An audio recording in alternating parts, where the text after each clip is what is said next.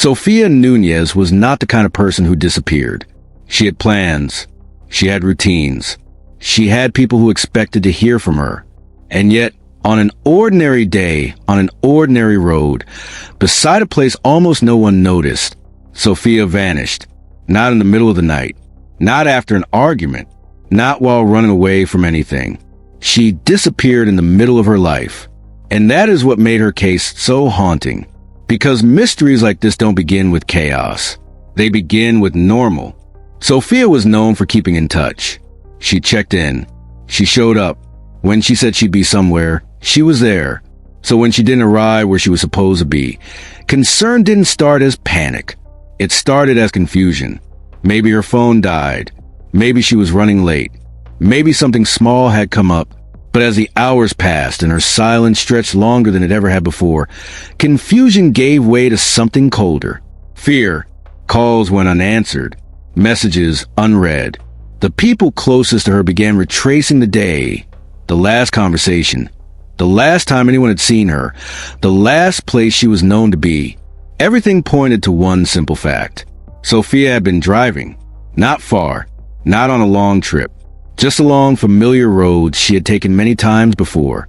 One of those roads was County Road 17, a stretch most people describe as quiet, forgettable, the kind of road you drive without thinking about it.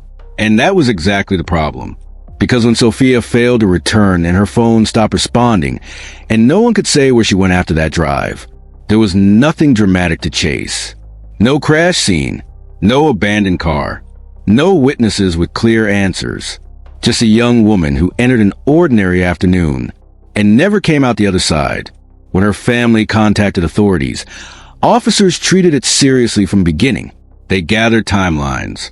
They spoke to friends. They pulled phone records. They confirmed her last known movements. Everything ended the same way. On the road. No confirmed turn. No confirmed stop. No confirmed destination. And suddenly, Sophia Nunez was no longer just someone's daughter, someone's friend, someone's co-worker. She was a missing person. Searches began. Roadsides were checked. Neighborhoods canvassed. Fields and wooded areas were walked. Flyers were printed. Her photo spread. Her name was spoken on local news. But nothing answered the one question that mattered most. Where did Sophia go? Days passed, then weeks, and one truth slowly settled over everyone involved. Whatever had happened to Sophia, it had happened quietly. No one had heard it. No one had seen it. No one had realized it. And that silence was not empty. It was hiding something. Stories like this are why this channel exists. Not for rumors, not for spectacle, but for the long, patient adventure for truth. The kind that doesn't rush. The kind that re-examines. The kind that returns to the places everyone else overlooked. If you're drawn to real mysteries, real investigations, and the slow uncovering of answers that time tried to bury, then this is exactly where you belong. Subscribe and walk this road with us. Because Sophia's story does not fade. It leads somewhere, to a place beside County Road 17, to a body of water almost no one paid attention to, and to a discovery that would finally explain years of silence. And we are only at the beginning.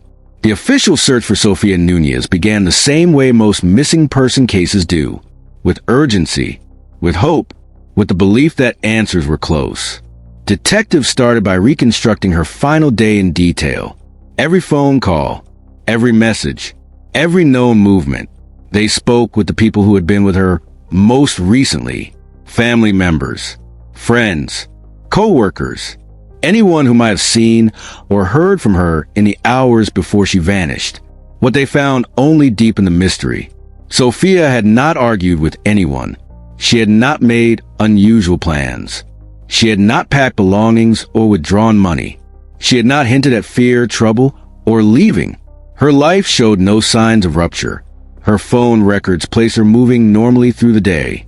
Then, late in the timeline, the signal placed her along the stretch of County Road 17. And then nothing. No calls. No texts. No movement. The signal simply stopped. Police searched the roadway inch by inch. Officers walked the shoulders. They checked ditches, culverts, tree lines, and brush. They looked for broken branches, skid marks, displaced soil, anything that suggested a vehicle had left the road. Nothing. They expanded the search outward. Nearby neighborhoods were canvassed. Drivers who frequented the road were questioned. Gas stations and small stores along the route were checked for cameras. Hours of footage were reviewed. Sophia never appeared. Search teams moved into nearby fields and wooded areas. Volunteers joined. Dogs were brought in. Helicopters surveyed from above. But County Road 17 kept its silence. What troubled investigators most was the absence of what normally guides a case forward. There was no abandoned car, no reported collision, no property damage, no eyewitness who had seen anything unusual. In most disappearances involving a vehicle, something turns up: a parked car, a traffic ticket, a toll record, a camera image. Sophia's vehicle did none of that. It did not show up on distant road systems. It did not appear on highway cameras. It was not recovered, impounded, or seen. It vanished along with her. Detectives considered every major possibility. Could she have met with someone? Could she have left voluntarily? Could a crime have occurred? They examined her finances, her relationships, her communications, her digital footprint. They looked for conflict, secrecy, sudden changes, or warning signs. They found none. Everything pointed to an ordinary drive that simply ended. As days turned into weeks, public appeals intensified. Her image appeared on screens. Her family spoke directly to the community, asking anyone who might have seen her or her vehicle to come forward. Tips came in. Most went nowhere. Some contradicted others. Some placed her miles apart at the same time. Some were misunderstandings. But none led to Sophia. And slowly, painfully, the nature of the case shifted from an emergency to an investigation, from an investigation to a mystery, from a mystery to something approaching a cold case. But cold does not mean finished, and missing does not mean gone, because even as active searching slowed, a quiet realization was beginning to take shape among those still studying Sophia's disappearance. They were looking for answers in places that moved. Roads, buildings, people. But what if the answer hadn't moved at all? What if it had stayed exactly where it entered and simply disappeared from view? That thought would change everything. Time did what it always does. It moved on. Birthdays passed. Seasons changed. New stories replaced old headlines. And Sophia Nunez's disappearance slowly drifted from public urgency into the heavy category no family ever wants to hear. Unresolved. But unresolved does not mean untouched. Behind the scenes, Sophia's case never fully closed. It rested in files. It waited in databases. And every so often, someone new would open again, not to repeat the old questions, but to challenge them. Years after Sophia vanished, a different approach was taken. Instead of starting with who Sophia was, investigators began with where Sophia had been. They pulled out the original maps. They laid them across desks. They marked her last phone signal, her last confirmed direction of travel, her known habits, the most logical route she would have taken. And when those routes were traced carefully, something stood out. County Road 17 did not run alone. It followed water. Not large, dramatic water. Not places people fished or visited. Quiet water. Drainage ponds. Retention basins. Low, dark stretches of stillness just beyond the shoulders of the road. Places a driver could pass 100 times without noticing. Places that at night could vanish completely. Detectives reviewed the earliest search notes again. They noted how thoroughly the land had been covered. And what they also noted was how little attention had been given to what lay below the surface.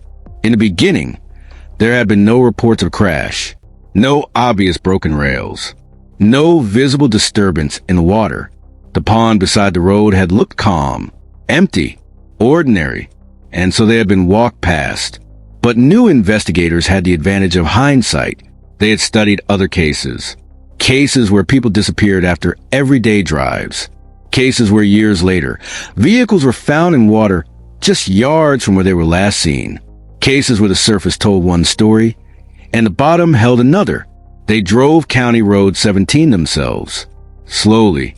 At the same time of day Sophia had been traveling, they paid attention to curves, to shadows, to places where the road dipped, to spots where water ran so close to the asphalt that darkness erased the boundary between land and pond.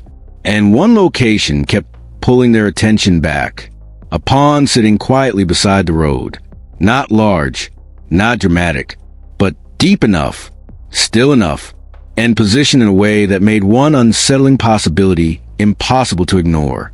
A vehicle could leave the roadway there, and almost no one would notice. No splash heard by traffic. No obvious debris field. No wreckage visible from passing headlights. Just water. And whatever entered it. The idea shifted the entire story. What if Sophia had not disappeared? What if she had arrived somewhere and simply never been seen again? With this new perspective, law enforcement consulted specialists. Teams trained not to look across water, but through it. Sonar technicians. Underwater recovery experts. People whose job was to read the unseen. The request was approved. Equipment was scheduled. And for the first time in years, something tangible was about to happen in Sophia's case. Not another interview. Not another poster. Not another theory. But a search in the one place no one had truly searched. On the morning the search was scheduled to begin, the pond beside County Road 17 looked almost unreal in its stillness. No waves. No movement. No sign that it had ever been part of anyone's story. Cars passed us yards away. People drove by without slowing down.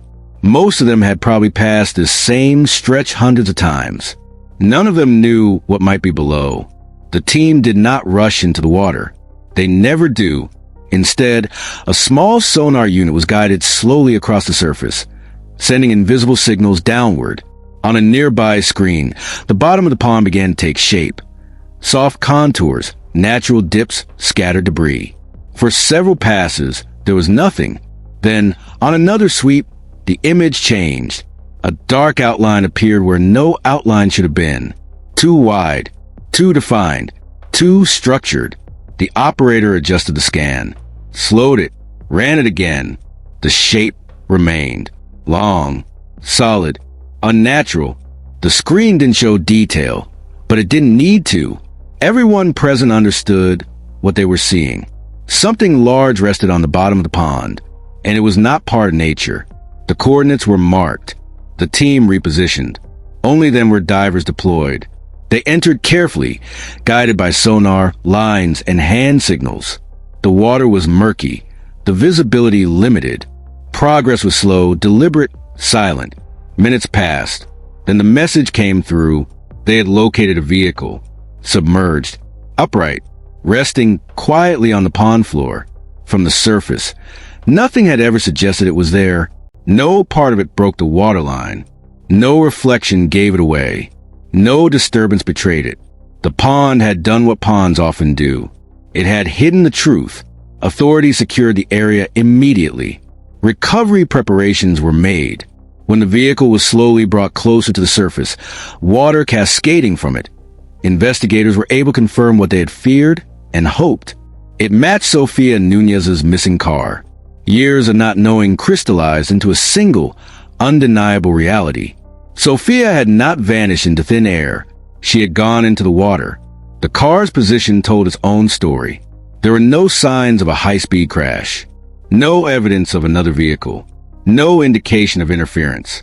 Everything suggested a quiet departure from the road, the kind that leaves no obvious trace to passing traffic, especially in low light, especially near still water. The location explained the silence. Why no one had heard anything? Why no debris had been found? Why searches of land had turned up nothing?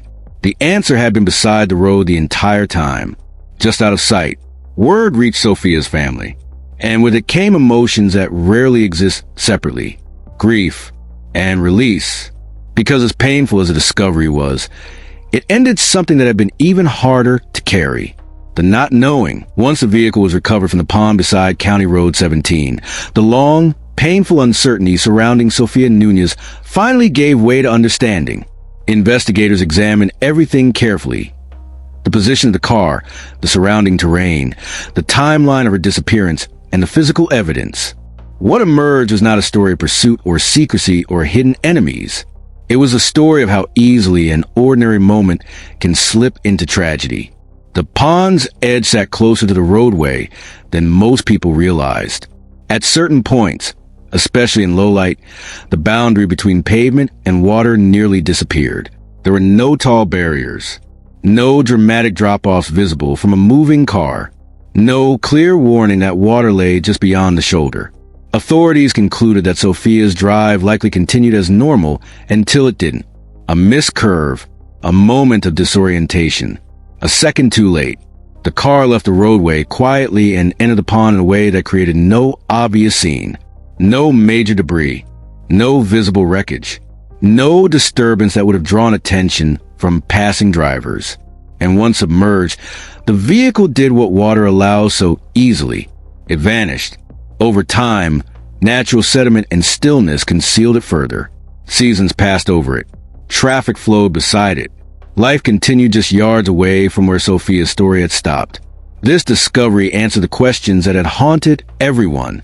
Why her phone went silent? Why no one ever saw her again? Why her car was never ticketed, towed, or recorded? Why every road search had failed? She had never truly left County Road 17. She had gone beneath it. For Sophia's family, the truth was heartbreaking, but it was also a form of peace. After years of wondering, imagining, and waiting, they finally had something real, something certain. They could bring her home. They could honor her. They could stop asking where. And sometimes, as painful as answers are, they're still gentler than endless questions. Sophia Nunez's story reminds us how many places we pass without seeing. How many quiet edges exist between safety and danger, and how truth, even when hidden for years, has a way of rising. If this story moved you, if journeys like this matter to you, please take a moment to like this video. It truly helps more people discover these cases and keeps these stories from being forgotten. Subscribe to continue this adventure for truth, because there are still many stories waiting to be told and many answers still waiting beneath the surface. And I'd really love to hear from you in the comments. Do you think roads near water should always be searched first in missing person cases? Or was there a moment in Sophia's story that stayed with you most? Your voice matters here. And together, we keep the search for truth alive.